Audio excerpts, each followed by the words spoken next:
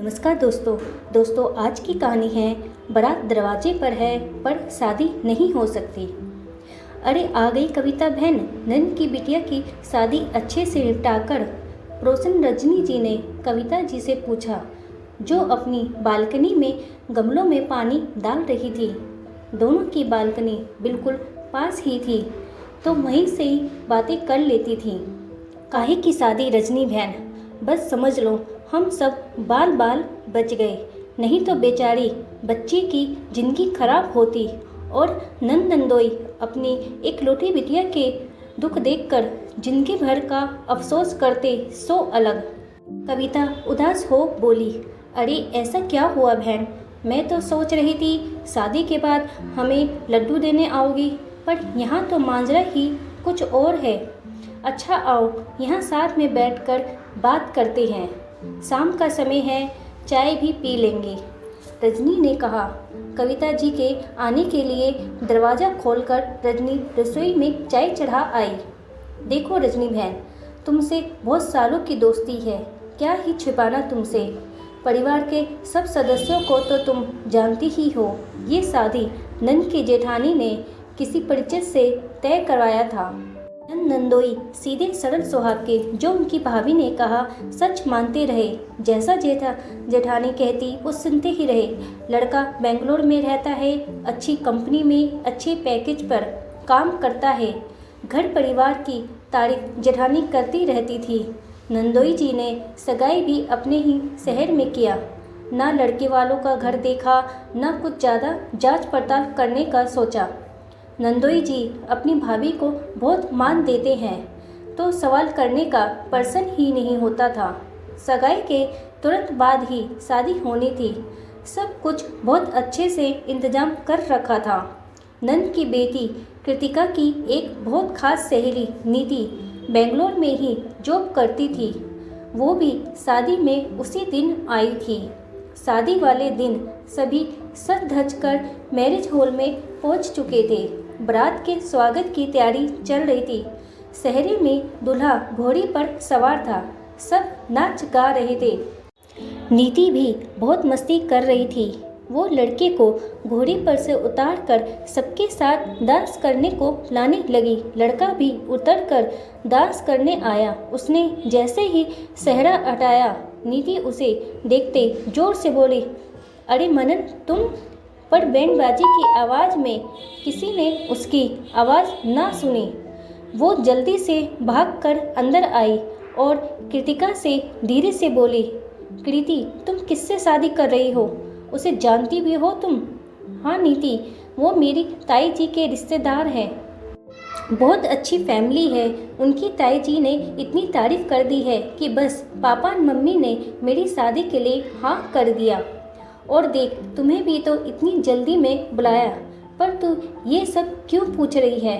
कृति भगवान के लिए ये शादी मत कर, नहीं तो तेरी जिंदगी बर्बाद हो जाएगी। तू नहीं जानती इसे, तुम्हें कैसे समझाऊं? नीति सर पर हाथ रखकर बैठ गई। क्या बात है बेटा, सब बाहर इतनी मस्ती कर रहे हैं, तुम कृति के पास आ गई तो मैं भी जरा बारात का डांस देखने चली गई थी।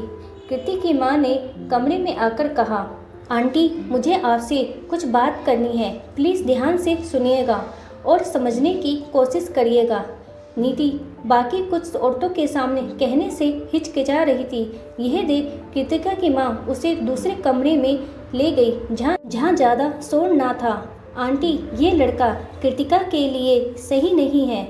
मैं बचपन से अपनी दोस्त को जानती हूँ, सोशल मीडिया से कोसों दूर रहती है, यहाँ रहकर टीचिंग कर रही है, सीधी सी लड़की। और मनन बहुत चालू है, मेरे साथ एक लड़की काम करती है, उसके साथ लिव इन रहती है, दोनों साथ घूमते फिरते हैं, नीति ने कहा।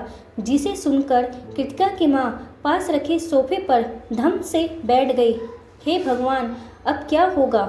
बारात दरवाजे पर है और तुम ये सब बता रही हो? कृतिका की माँ ने कहा। सभी कृतिका की माँ को खोजते हुए उसके पापा आए और बोले, अरे चलो लड़की का स्वागत तो करो, सब बाहर तुम्हारा इंतजार कर रहे हैं और तुम ऐसे सिर पकड़ कर क्यों बैठी हो? कृतिका की माँ ने नीति ने जो जो कहा सब बता दिया। भाभी ऐसा क्यों करेंगी?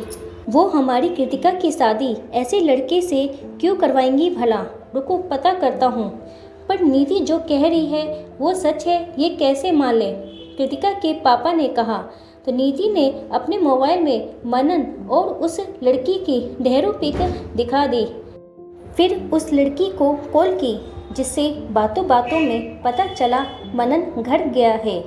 उसकी माँ की तबीयत खराब है। उन्हें देखने कृतिका की नाई जी से जब पूछा गया तो वह पहले इन सब बातों से इनकार कर दी।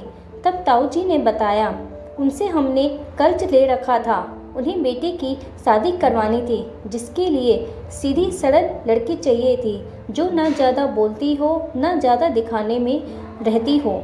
मनन से कहा था तो उसने कहा एक ही शर्त पर शादी करूँगा, लड़की को यहाँ अपने पास रखना, मैं बेंगलोर लेकर नहीं जाने वाला। ऐसे में मुझे कृतिका सही लगी, उसकी शादी करनी ही थी बस। वाह भैया भाभी, जिस पर आंखें बंद कर कर भरोसा किया वही मुझे धोखा देने चले।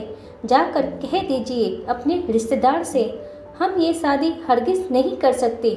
मेरी बेटी है, आपकी होती तो थोड़ी ना ऐसे सूली पर चढ़ा सकते थे। गुस्से में कृतिका के पापा ने कहा, जेठानी बहुत बोली, जग हंसाई हो गई, ये वो अब। पर अब कृतिका ने भी ये सब सुनकर शादी के लिए साफ मना कर दिया। बारात लौटा दिया गया। बस यही समझो रजनी बहन, मेरी नंद की बेटी इस धोखे की शादी से बच गई। बेचारी बच्ची को देखकर दिल पसीज रहा था, पर सब खुश थे। नीति ने सही वक्त पर सब कुछ बताकर उसकी जिंदगी बर्बाद होने से बचा दी। कविता जी की आंखें कहते कहते भर आई। सच में कविता बहन, आपकी नंद की बेटी इस धोखे का शिकार होने से बच गई। देखो ना, कभी कभी अपने भी कैसे चालबाजी कर जाते हैं, यह पता ही नहीं चलता। अगर शादी हो जाती तो भगवान का शुक्र करो जो कृतिका उस धोखेबाजों के घर जाने से बच गई। अब तो जब भी कहीं शादी की बात करें, सब कुछ खुद जाकर अच्छी तरह से जांच पड़ताल करें।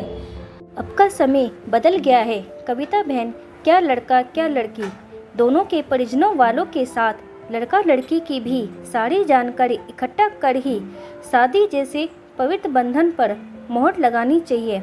रजनी जी ने कहा, सही कह रही हो कविता बहन, नंदोई जी को सबक मिला कि अब कितना भी अपना करीबी ही क्यों ना हो, रिश्ता बताए आंखें मूंद कर भरोसा करने की गलती अब नहीं कर सकते। कविता जी ने कहा। कुछ देर बाद कविता जी अपने घर चली गई। रजनी जी सोचने लगी, आजकल के बच्चे बाहर जाकर नौकरी करते हैं, अकेले रहते हैं, पर घर वालों से कितना कुछ छिपाते हैं। लिव इन में रहना फैशन समझ रहे हैं। जब किसी और के साथ ही रहना है तो किसी से शादी कर उसकी ज़िंदगी बर्बाद करना कहाँ तक सही है। तो दोस्तों, कैसी लगी आपको ये कहानी, कमेंट बॉक्स में बताएं। ऐसी ही कहानी मैं रोज़ 11 बजे अपलोड करती हूँ। अगर आपको ये कहानी पसंद आती है तो प्लीज़ मेरे चैनल को लाइक करें, सब्सक्राइब करें और शेयर करें। वीडियो देखने के लिए आपका धन्यवाद।